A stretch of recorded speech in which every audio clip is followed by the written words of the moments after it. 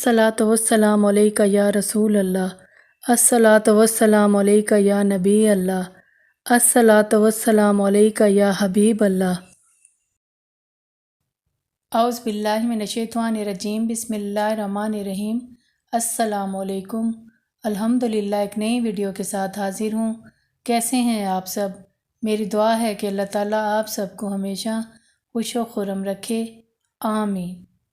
5 वक्त की नमाज की पाबंदी करें। ज़बान पर हर वक्त इस्तग़फ़ार और दरूद शरीफ का भी जारी रखा करें। आइए हम सब मिलकर भी दरूद शरीफ पढ़ लेते हैं। सल्लल्लाहु अलैहि व आलिहि वसल्लम। अल्लाह ताला की हकमियत बयान करती आज की आयत का तर्जमा पेश खिदमत है। सूरतुल मोमिनून आयत नंबर 78 ता 80। और वही तो है जिसने बनाए तुम्हारे कान, आँखें और दिल व दिमाग, मगर कम ही तुम शुक्रगुजार होते हो। और वही है जिसने फैलाया तुम्हें ज़मीन में और उसी की तरफ तुम समेटे जाओगे। और वही है जो ज़िंदगी बख्शता है और मौत देता है, और उसी के हाथ में है बदलना रात और दिन का। क्या तुम समझते नहीं?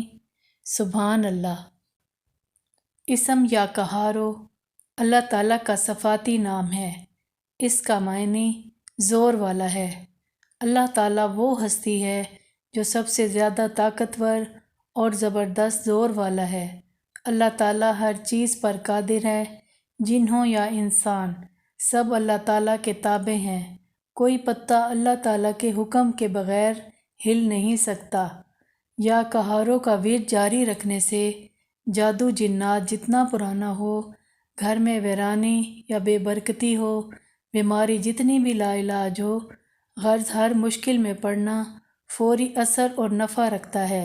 खुदा न खास्ता अगर आप में से कोई जादू जिन्नात का शिकार है, घर में बेबरकती है, दिल बेसकून है, कोई बीमारी लाहक है, तो आप या कहारों का कसरत के साथ विर्द किया करें। इंशाअल्लाह ताला इस इसम की बरकत से तमाम मसाइल हल हो जाएंगे और कल्बी सुकून हासिल होगा, क्योंकि इससे नफ़ा पाने से बहुत से लोगों के घरों के हालात ठीक हुए हैं और नामुमकिन काम मुमकिन हो सके हैं। अल्लाह ताला हमारे दिल और घरों को पुरसकून रखे और हमारी मुश्किलात दूर फरमाए, आमीन। आज के लिए इतना ही। इंशाअल्लाह ताला एक नई वीडियो लेकर दोबारा हाजिर खिदमत होंगी। अब इजाज़त चाहूँगी। अल्लाह ताला हम सब का हामी और नासिर हो। अल्लाह हाफिज़।